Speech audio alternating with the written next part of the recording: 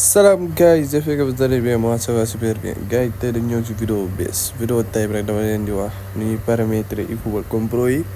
ko like mais dañ koy fàtte kon bokk likeal vidéo bi yow may seetaan ba pare après nga daal di partager. déggoo li ma la wax. waaw. damay laal kër yi. partager. waaw. commenter positivement. merci. Donc gars yi mën nañu ko ne vidéo bi.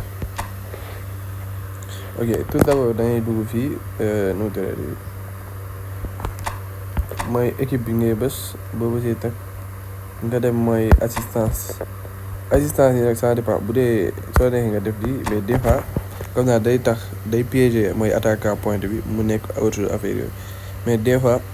comme ça piéger boobu noonu mën a def erreur comme ça am nañu attaquant yi seen placement dafa garaaw tellement ba genre yi boo ko defee automatiquement sa défenseur di ñu bàyyi espace bëri pour mu mën a daw donc man conseillé ma leen ko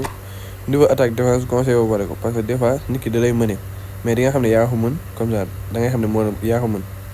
mais mu mëne la automatiquement affaire nit ki bu la mënee rek day def mooy attaque te boobaa loolu mën na lor mën na tax waa ji dugal beneen bi donc tamit bii tamit conseil ma remplacement yi tamit voilà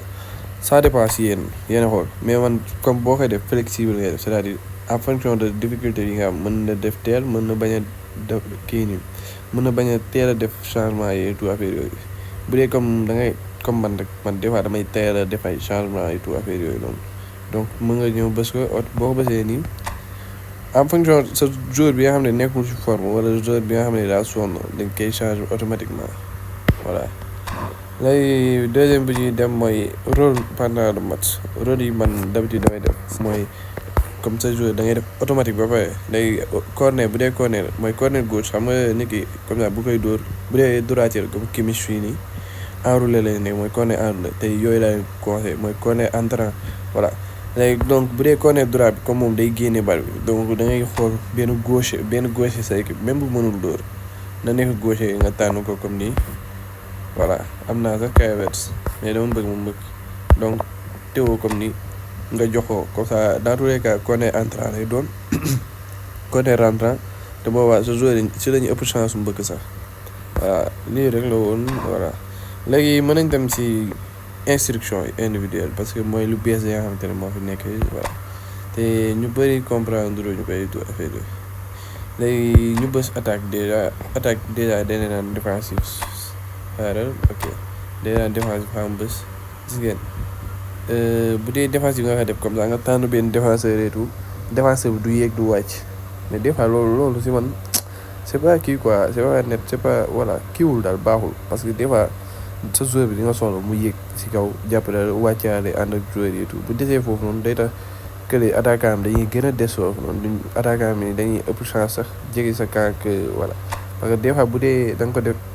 défensif bi defoo ko sa défenseur dañuy yéegalaale attaquant yi donc da ngay am espace bu bëri boo xam ne en cas bu passé di nga mën a daw jéem a récupérer bal bi bu dee offensif ñu xool offensif bi dañoo ne joueur bi nga tànn comme ça si terrain bi day comme si kaw terrain bi comme attaquant yi boo tànnee benn alante ni nga bàyyi ko si kaw nga bës ko moom si kaw lay des carrément du bouger foofu noonu donc comme ça di nga am possibilité parce que saa yoo ko soxlee si kaw daal foofu lay nekk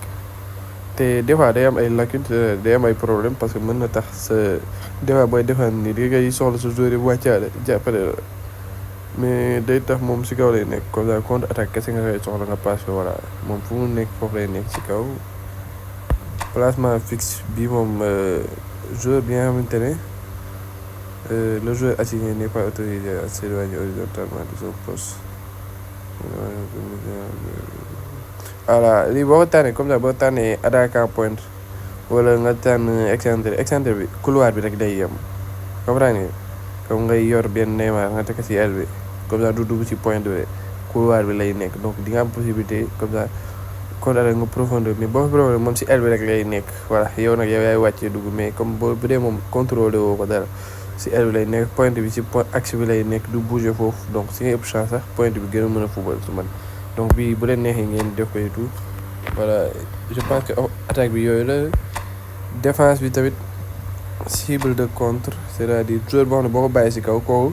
contre boo am daal ci kooku lay njëkk la ñuy mën a passe quoi parce que moom mooy des si kaw li ñu reculer bii nii de défensivité ak voilà yaa ngi gis mën na nekk sax attaquant pointe yi voilà mais comme joueur bi ngay tànn voilà joueur bi nga tànn day comme ça day wàcc tellement comme ça day jege défense comme milieu défense bi ma tànn ko nii défense bi lay gën a jege que attaque bi sax loolu lay demee genre doo mën a def défenseur parce que défenseur moom mi ngi ci défense mais milieu terrain nga tànn Rodri milieu défensif boo ko wàccee automatiquement day wàcc boo defee mooy affaire bii nii voilà day wàcc ba foofu noonu ba ci côté défense bi du yëg daal du yëg attaque bi ci côté défense bi lay gën di nekkee tout loolu léegi nag gars yi wax leen ma nag yéen si yii nii yëpp défense wala attaque bi ba moo leen ci gënal voilà bu dee comprendre ngeen affaire bi ngeen wax ma et tout voilà donc gars yi maa leen wax ngeen like vidéo bi ngeen partage voilà ngeen abonné surtout partager leen vidéo bi gars yi partager leen côté chaîne bi instant bi yéeg na voilà ma leen di wax jaajëfal tamit si 4000 abonnés yi voilà seen confiance moo tax ñu am ko voilà ak partage yi gars yi di def voilà donc gars yi ñu leen di jaajëfal jaajëf